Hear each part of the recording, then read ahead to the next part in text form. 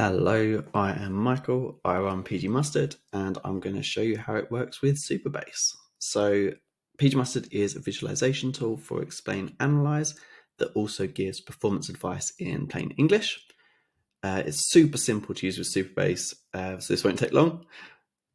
First, you need to paste explain analyze and a few other parameters in front of your query. Run the query and you'll get back a query plan. This is it in JSON format from the Supabase editor. You paste that into pgMustard and hit submit, and you will get a query plan back in a nice visualization with some performance advice. So this is that in pgMustard, and you can see you can click on any of these operations and expand the information here. So we've got an index potential tip that's scoring well, 5 stars out of 5, as well as some things that aren't a problem here as well. So hopefully you can speed up your queries and learn a bit more about Postgres performance along the way.